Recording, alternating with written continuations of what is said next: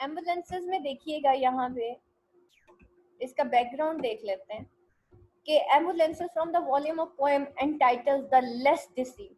अब आपको ये पता होना चाहिए कि एम्बुलेंसेस जो है वो किस वॉल्यूम ऑफ पोएम्स में से है। इसकी सारी पोएम्स डिफरेंट डिफरेंट वॉल्यूम्स में से हैं, तो आपको poem along with volume name जो है वो याद होना चाहिए कि उसके volume of the poems entitled less deceived से ये था। Ambulances again theme of death, theme of suppression, theme of pessimism, ये सारी चीजें यहाँ पे दिखाई जाती हैं। एम्बुलेंस के अंदर वो आप लोगों को बताएगा कि एक ऐसा इंसान है जो कि मतलब एक स्ट्रीट में खड़ा है और वो एम्बुलेंस को आते हुए देखता है। Ambulance basically theme of death को भी शो करती है, और उसके बाद लोगों का रिएक्शन उस एम्बुलेंस को देखने के बाद क्या होता है, और डिफरेंट रिएक्शन वो शो करेगा। जो स्पीकर है उसका रिएक्शन कैसा था, जो इर्द गिर्द के लोग थे उनका रिएक्शन कैसा था, फिर पेशेंट जब उसके अंदर था एम्बुलेंस के अंदर तो तब उसका रिएक्शन कैसा था, और इसके बाद जो है जो लोगों का पेशेंट के से रिलेटेड जो रिएक्शन है वो कैसा था, और फिर वो फाइनली बताएगा कि मॉडर्न मैन डिलेमा कैसा है। ठीक है, जैसे उसने देखे ये जो लार्किन है इसकी बड़ी खूबसूरत बात ये है कि ये पोएम तो लिखता है, उसके अंदर थीम ऑफ डेथ तो लिखता है, लेकिन एट द एंड जो है ना वो कंक्लूड बड़ा जबरदस्त करता है। कल हमने देखा मिस्टर ब्लीनी के पोएम के अंदर उसने बड़े तरीके से कहा कि देखिए मिस्टर ब्लीनी जो है ना वो बड़ा गंदा रहता था, वो इस तरह का था। उसने तो वो खिड़की से जब बाहर देखता है ना तो उसको नीचे ट्रैश नजर आता है। जो सेकंड लास्ट स्टैंजा था मिस्टर ब्लीनी का, वो एक क्वेश्चन करता है कि अब मिस्टर ब्लीनी ने कभी खिड़की से वो क्लाउड्स नहीं देखे जिनको हवा चलती है तो वो क्लाउड्स झट जाते हैं, खत्म हो जाते हैं, आसमान साफ हो जाता है। ठीक है, तो there was a message for the readers, audience के लिए, हम ऑडियंस के लिए एक मैसेज था कि मिस्टर ब्लीनी एक ऐसा इंसान था जो कि शायद अपनी लाइफ में प्रोग्रेशन चाहता ही नहीं था। वो चाहता ही नहीं था कि वो आगे जाए, बस उसको जो जैसे मिल गया सो वैसे मिल गया, और वो उसने अपने आप को कभी ग्रूम करने की, आगे जाने की कोशिश नहीं की। तो वो एक ऐसे इंसान की बात करता है जिसकी पर्सनैलिटी जो है वो बिल्कुल ही एक रिजिड पर्सनैलिटी होती है। बाज लोग होते हैं ना अपने ख्यालात नहीं बदलते, तो मिस्टर ब्लीनी उन लोगों में से एक इंसान था जो कि इस तरह की पर्सनैलिटी होती है जो कि अपने आप को बदलने का कभी सोचते ही नहीं है। अब एम्बुलेंसेस के अंदर भी यही है, एट द एंड वो फिर एक कंक्लूजन देगा। ठीक है, लेट्स सी वो कंक्लूजन क्या है। और इसमें वो अर्बन लाइफ की बात करता है, सिटी लाइफ की बात करता है कि लोग जो है अर्बन लाइफ के अंदर किस तरह से मटीरियलिस्टिक हैं। उनके सामने जो है एक एम्बुलेंस जो है वो क्या, वो कोई सिंबल ऑफ डेथ है या कोई सिंबल ऑफ पैनिक है या क्या है, let's see. Latin poetry spun around the urban locale. Ambulances are very common features of regular city life. Their loud, resounding sirens connect the busy noons as they move across the city.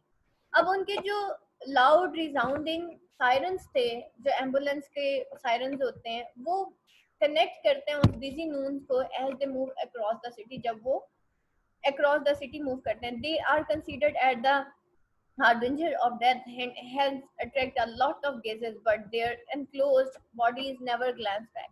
Larkin tries to portray the impact of death on our busy life. Ambulances represent death. They can visit any pavement or any corner at any time. Hence, death can grab you anywhere. The busy routine of an urban neighborhood is disturbed for the time being by the sudden emergence of an ambulance. They make one stop feel the loss and the other suffer from it. It makes one realize the futility of all the fret and fervor of the meaningless life one lives.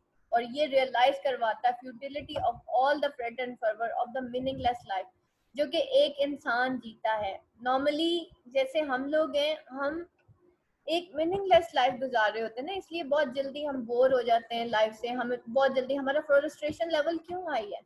The reason is there, चल सो चल की दुनिया है। ठीक है, कोई planning नहीं है, कोई एम्स नहीं है, कोई एम्बिशंस नहीं है, सिर्फ ये कि बाकी सारे इस तरह से आगे जा रहे हैं तो मुझे भी उसके साथ आगे जाना चाहिए। हालांकि इंसान की जो लाइफ होती है ना, वो शेर है ना, अपने ही मन में डूब के पा जा सुरागे जिंदगी, तू मेरा नहीं बनता ना बन अपना तो बन।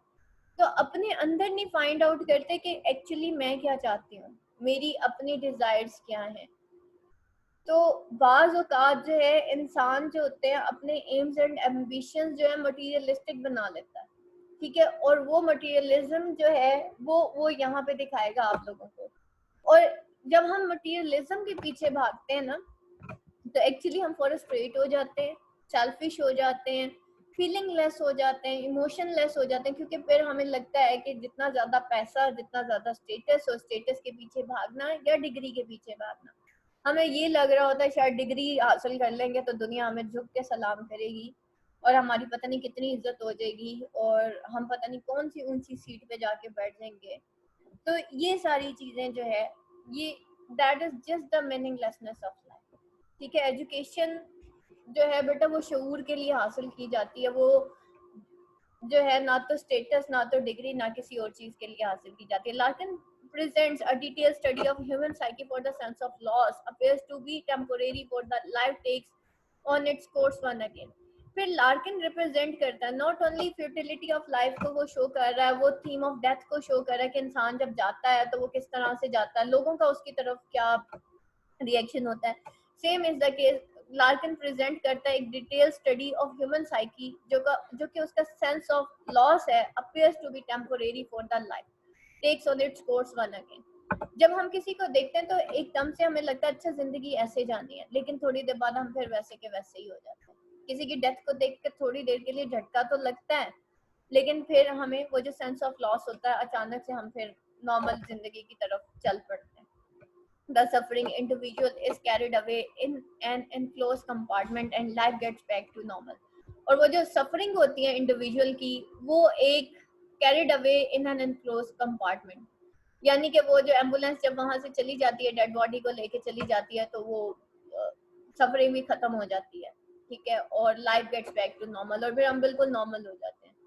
लोगों के पेरेंट्स की डेथ हो जाती है, वो कभी उनके लिए उनके सदका ही करना भूल जाते हैं, उनके बच्चे जो हैं उनके लिए, ठीक है, कुछ अर्सा तो वो सही रहते हैं बच्चे और उसके बाद सब कुछ भूल जाते हैं। एक दफा जो है वो एक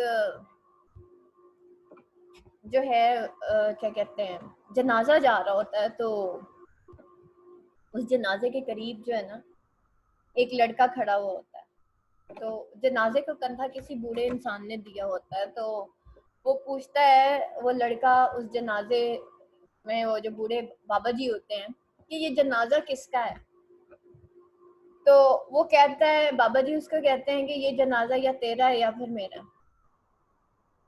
तो वो कहता है कि बाबा जी ये आप क्या बात कर रहे हैं। तो वो कहता है ये जनाजा तेरा है। वो फिर पूछता है बाबा जी ये आप क्या बात कर रहे हैं। वो कहता है ये जनाजा मेरा है। तो कहता बरखुरदार शायद गलती होगी, शायद जनाजा मेरा। तो वो कहता बाबा जी आप कैसी बातें कर रहे हैं। कहते वो बाबा जी उसे कहते हैं तेरे माँ बाप जिंदा हैं। कहता नहीं। कहते तूने अपने माँ बाप को अपने हाथों से कब्र में उतारा है। कहता हाँ जी। कहते जब तुझे ये पता नहीं चला कि जिंदगी और मौत क्या है, तो फिर या तो ये जनाजा तेरा है या फिर मेरा है।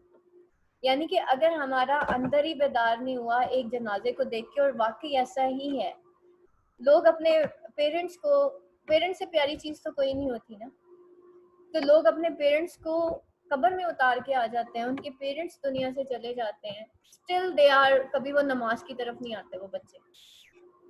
जिस औलाद ने अपने सामने अपने पेरेंट्स को, अपने प्यारों को मरते देखा और उसको फिर भी जिंदगी का ये पता, हकीकत पता नहीं चली, तो बेटा हम लोग फिर जिंदा लाशें ही तो हैं जिनको पता ही नहीं है कि जिंदगी है क्या। तो जिंदगी end of the life is the death. तो दैट इज द थिंग। हम कुछ अरसे बाद ऐसे नॉर्मल हो जाते हैं। कितने बच्चों के पेरेंट्स अभी तक डेथ हो चुकी है और वो स्टिल दे आर बेनमाजी। उनको नहीं पता कि हम, वो फिर उसी दुनिया में लग जाते हैं, उसी तरीके से लग जाते हैं, सिर्फ पेरेंट्स के लिए कुछ अरसे के लिए रोते हैं, साल रो लिया, 5 दिन रो लिए, 6 दिन रो लिया, हफ्ता रो लिया, उसके बाद नॉर्मल हो जाते हैं सारे। तो फिर वही दुनिया की मटेरियलिज्म, फिर सारा कुछ।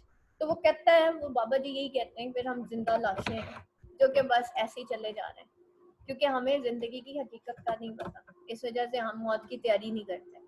The journey in an ambulance can be compared to the last voyage towards final destination। अब वो जो जर्नी होता है ना एम्बुलेंस का, वो उसको कंपेयर करता है last voyage toward final destination जहाँ पे एक इंसान चला जाता था. Life, relationships and all lifestyles are left behind. अब ये सारी चीजें, हमारी लाइफ, हमारे रिलेशनशिप, तमाम चीजें पीछे रह जाएंगी. Larkin also point out that death of man is not just a loss of life, it is basically a loss of a lifetime. It is not just one person that dies, but a whole pattern of lifestyle, of relationships, and a precedence of existence that is lost. अब वो compare करता है life and death को आपस में, और ये कहता है कि ये जो मौत होती है ना, ये सिर्फ ये नहीं है कि एक इंसान की जान चली गई, ये हमारा लाइफस्टाइल, हमारी ईच एंड एवरीथिंग सब यहीं पे रह जाना है. बेटा एंड जो होना ना, वो मौत पे होना. Final destination is there. Actually हम उस फाइनल डेस्टिनेशन की तैयारी नहीं करते, बाकी हम दुनिया में रहने के लिए ऐसे तैयारी करते हैं जैसे रहना ही इधर है. हम उन क्वेश्चंस की तैयारी नहीं करते जो कंपल्सरी क्वेश्चन है. पहला कंपल्सरी क्वेश्चन नमाज. क़यामत के रोज जो है, जब पूछा जाएगा क़यामत वालों से, जहन्नुम वालों से जन्नत वाले पूछेंगे कि बताओ तुम्हें क्या चीज जहन्नुम में लेके आई, तो वो कहेंगे कि हम नमाज नहीं पढ़ते थे. ये कुरान की आयत है जिसका तर्जुमा आपको बता रही हूँ. पहला सवाल, जो पहला कंपल्सरी क्वेश्चन है, वो नमाज का होना है, और हम इसी कंपल्सरी क्वेश्चन में फेल है. अभी एमसीक्यूज की तैयारी कर रहे हैं ना, कंपल्सरी क्वेश्चन है ना, तो बेटा कंपल्सरी क्वेश्चन के बगैर हम लोग फेल हो जाएंगे.